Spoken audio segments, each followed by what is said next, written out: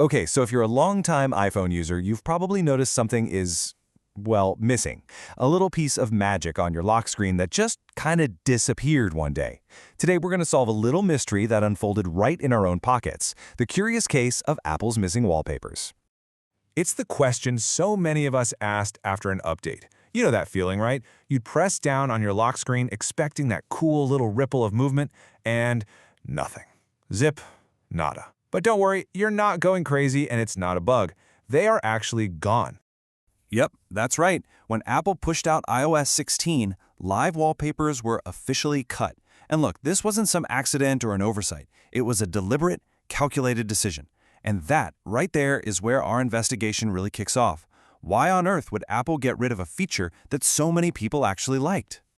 Well, it turns out the prime suspect was hiding in plain sight the entire time.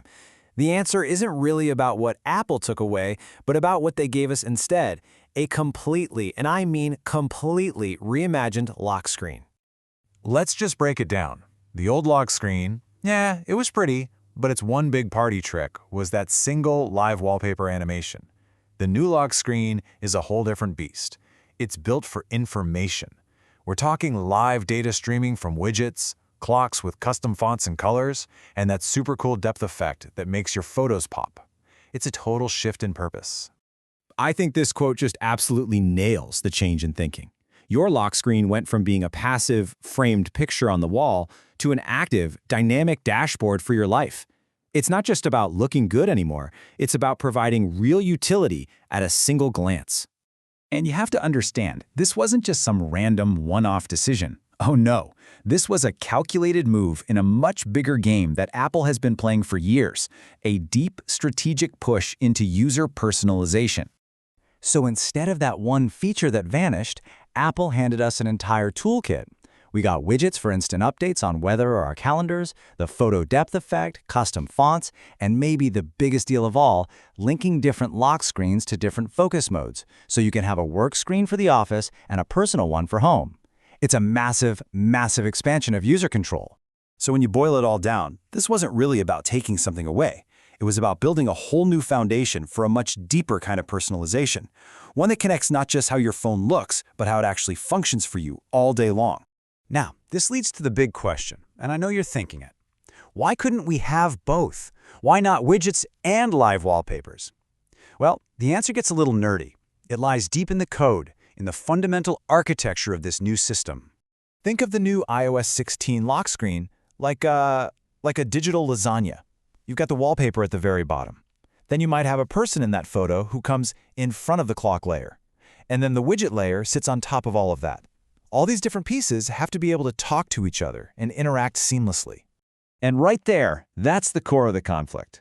A live wallpaper was a single, all-or-nothing, full-screen video file. It was designed to just take over the whole display. It simply couldn't coexist with a system that needed to poke little holes in it for widgets or slice parts of the clock out. The two systems were, technically at war with each other, and one of them had to go.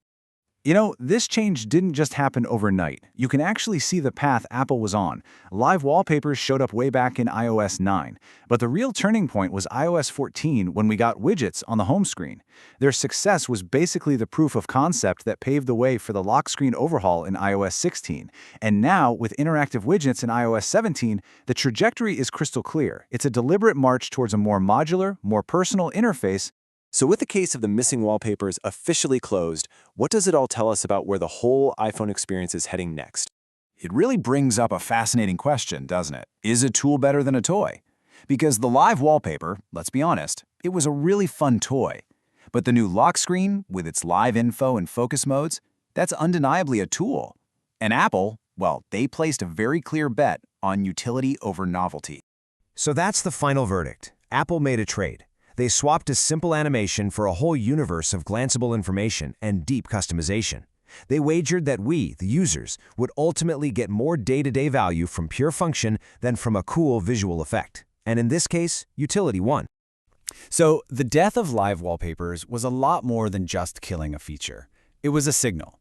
It tells us exactly where Apple sees the future of its software. And that future is personal, it's modular, and it's interactive, more than it's ever been before. And that brings us to our final, lingering question. Apple made a clear trade here, a cool motion effect for useful information.